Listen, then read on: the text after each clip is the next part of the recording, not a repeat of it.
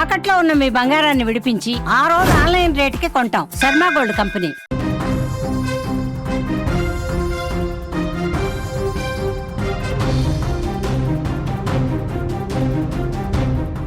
Breaking news చూస్తున్నాం. చిత్తూరు జిల్లా కుప్పంలో దారుణం చోటు చేసుకుంది.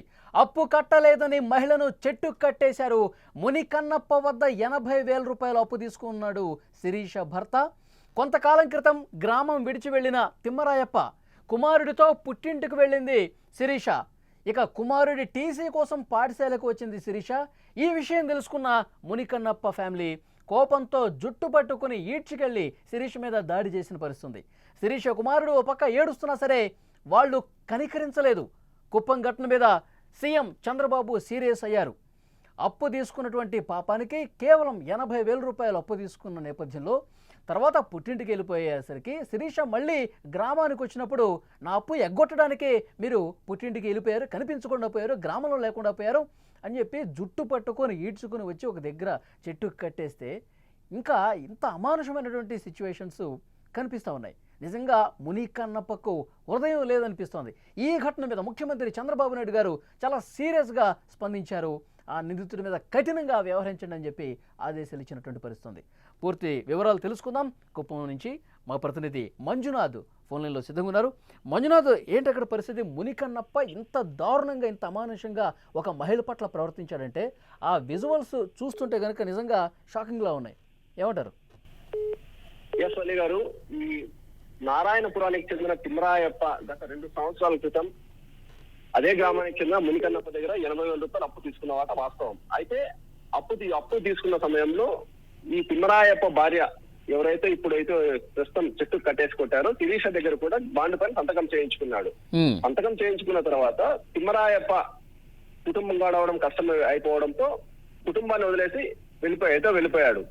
అయితే శిరీష అక్కడే ఉండి పిల్లల్ని పోషించుకోవడం కష్టం కావడంతో సొంత ఇల్లైన అమ్మగారి ఇల్లైన శాంతిపురం మండలానికి వెళ్ళిపోయి బెంగళూరుకు వెళ్ళి డైలీ లేబర్ పని అంటే కూలి పనులు చేసుకుంటూ బిడ్డల్ని పోషించుకుంటుంది. అమ్మగారి దగ్గర బిడ్డల్ని పెట్టి పోషించుకుంటా ఉంది.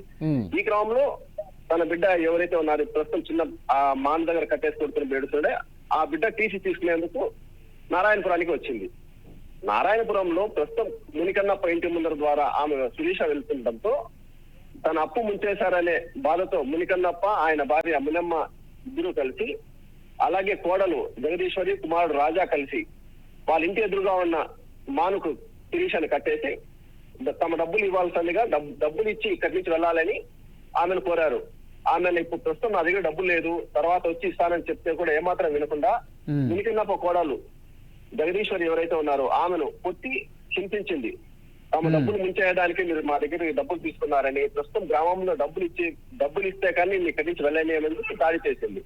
అయితే విషయం తెలుసుకున్న గ్రామస్తులు అక్కడికి వెళ్లి పంచాయతీ చేసి ఆమెను కొట్టడం తప్పు, మీ డబ్బులు ఇస్తారులే వదిలేయమంటే కూడా వదలకుండా ఆమెపై దాడి చేశారు.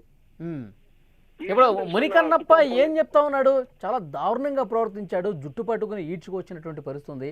మునికన్నప్ప మీద కేసు నమోదైందా? నమోదైంది. ఈ విషయం తెలుసుకున్న కుప్పం డిఎస్పీ పార్థసారథి సంఘటన జరిగిన అరగంటలోనే అక్కడికి పోలీసులు పంపించి మునికన్నప్పను అదుపులోకి తీసుకున్నారు.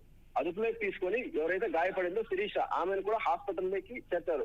మునికన్నప్పతో పాటు ఆమె భార్య మునమ్మ, కుమారుడు రాజా, కోడలు జగదీశ్వరిపై కూడా కేసు నమోదు చేశారు. ఓకే, మునికన్నప్ప ఏమన్నాడు? ఇంత చేశాడు, ఇంత దారుణంగా ప్రవర్తించాడు, 80,000 రూపాయలు ఇవ్వలేదని ఇంత దారుణంగా ప్రవర్తిస్తాడా? ఏమన్నాడు ఆయన? ఏమన్నా మాట్లాడిన పరిస్థితి ఉందా? తర్వాత మునికన్నప్ప చెప్పడం ఏమంటే, నా దగ్గర డబ్బు తీసుకొని 2 సంవత్సరాలు అవుతుంది, ఇంతవరకు ఆ డబ్బుకు సంబంధించిన వడ్డీ కట్టలేదు, డబ్బు అడిగితే కూడా సమాధానం చెప్పకుండా వెళ్ళిపోయారు. ఇప్పుడు ప్రస్తుతం తిమ్మరాయప్ప ఆచూకీ తెలియడం లేదు, ఆయన భార్య శిరీష కూడా 2 సంవత్సరాల నుంచి మా దగ్గరికి రాకుండా తప్పించుకు తిరుగుతున్నారు, మేము డబ్బులు అడిగే క్రమంలోనే ఈ విధంగా చేస్తాము అని మునికన్నప్ప చెప్తున్నాడు. ఓకే, ఇప్పుడు తిమ్మరాయప్ప ఎక్కడున్నాడు? ఆ బాధిత మహిళ ఏం చెప్తోంది? నేరుగా ముఖ్యమంత్రి స్పందించారు దీని మీద. మనకు తిమ్మరాయప్ప ఆచూకీ అయితే తెలియడం లేదు. భార్య అయితే ఇప్పుడు ఆయన భార్య శిరీష అయితే ఎవరైతే దెబ్బలు తిన్నారో ఆమె అయితే కుప్పం ప్రభుత్వ ఆసుపత్రిలో చికిత్స పొందుతా ఉంది. చికిత్స పొందుతూ ఆమెను ఇప్పటికే ముఖ్యమంత్రి చంద్రబాబు నాయుడు గారు అయితేనేమి, అలాగే స్థానిక టీడీపీ ఇన్ఛార్జ్ ఎమ్మెల్సీ కంచర్ల శ్రీకాంత్ గారు కూడా ఫోన్లో పరామర్శించి బాధిత మహిళకు న్యాయం చేస్తామని చెప్పి కూడా హామీ ఇచ్చారు. అలాగే గత కొద్దిసేపటి క్రితం హోంమంత్రి అనిత గారు కూడా బాధిత మహిళలను ఫోన్ లో పరామర్శించి ఆమెకు శిరీషకు న్యాయం జరిగే విధంగా చూస్తాము, అదే విధంగా ఈ విధంగా ఒక మహిళను చెట్టు కట్టేసి కొట్టడం కూడా చాలా పెద్ద తప్పు అని ఈ మునికన్నప్ప ఆయన భార్య కోడలు కొడుకు పైన కూడా కఠిన చర్యలు తీసుకుంటామని చెప్పేసి శిరీష హామీ ఇచ్చారు. ఓకే మంజునాథ్, మరింత అప్డేట్ సమాచారం కోసం మళ్ళీ ఒకసారి మిమ్మల్ని కాంటాక్ట్ అవుతాం. అదే పరిస్థితి పూర్తిగా ఎంత అమానుషంగా దారుణంగా కేవలం 80,000 రూపాయలు అప్పు తీర్చలేదని చెప్పి అప్పు తీసుకుని గ్రామాన్ని వదిలేసి పుట్టింటికి వెళ్ళిపోయి ఇప్పుడు మళ్ళీ గ్రామానికి వచ్చిన నేపథ్యంలో కేవలం 80,000 రూపాయలు తీసుకొని ఎగ్గొడతారా అంటూ జుట్టు పట్టుకొని లాక్కొచ్చి చెట్టుకు కట్టేశారంటే మునికన్నప్ప ఎంత దారుణంగా బిహేవ్ చేశాడు, ఎంత అమానుషంగా ప్రవర్తించాడో కూడా ఆ విజువల్స్ చూస్తుంటే అర్థమవుతుంది. ఆ బాధిత మహిళ ఏమన్నదో ఒక్కసారి విందాం మనం. మాది నారాయణపురం.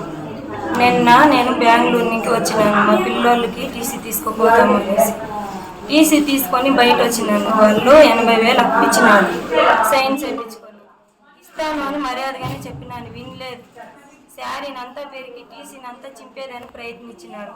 నేను వస్తానని ముందునే రోడ్లో కూర్చొని ఉన్నాను, చెప్తే కూడా వినలేదు. శారీని అంతా పెరిగి ఈడ్చుకొచ్చి చెట్టుకి 2 చెట్లకు కట్టేసినారు. పగ్గిమెత్తుకొచ్చి మునికన్నప్ప, వెంకటమ్మ, జగదీశ్వరి, రాజా ఈ మార్చేస్తున్నారు. ఇదే కాదు, ఇంకా కూడా అప్పు ఉంది.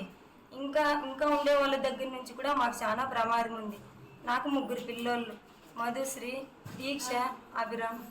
నా కొడుకు ఏడుస్తూ ఉంటే మా అమ్మను కొడతారు అనేసి రోడ్డుకి ఈడ్చేసేసిన దారుణంగా నా కొడుకుని ఈడ్చి రోడ్డుకి వేసేసి మరి కట్టేసినారు. నా బిడ్డ వచ్చి నా కాళ్ళు పట్టుకున్నాడు, మా అమ్మనే వదిలేయండి అనేసి. అయినా వదిలేదు.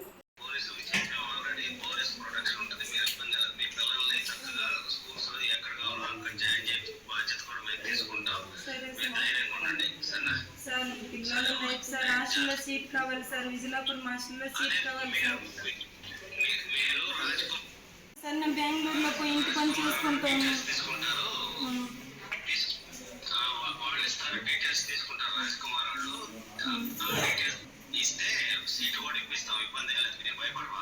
మా ఫ్యామిలీకే సార్, మా ఎత్తను కానీ గొడవలు పెట్టింది అన్నారు సార్. నైట్లో తలుపులు తట్టేవాళ్ళు సార్, ఊరి వదిలేసి వెళ్ళిపోతుంది సార్. నైటే తలుపులు తట్టేవాళ్ళు సార్. నిన్న జరిగిన సంఘటన చాలా దారుణము. ఈ విషయం పైన తీవ్రంగా మేమందరూ కూడా ఖండిస్తూ ఉన్నాము. ఈ సాక్షి పేపరు నిజాలు తెలుసుకోకుండా వాళ్ళకి వార్తలు లేదంటే అనేక వార్తలు ఉన్నాయి ప్రజా సమస్యల పట్ల, వాటిపైన దృష్టి సారించి ఈ కుప్పం అభివృద్ధికి సహకరించాల్సిన వాళ్ళు కోరుకుంటున్నాం. ఈ సంఘటనలో తెలుగుదేశం పార్టీ కార్యకర్తలకు కానీ ఎవరికైనా ఇటువంటి సంబంధం లేదు.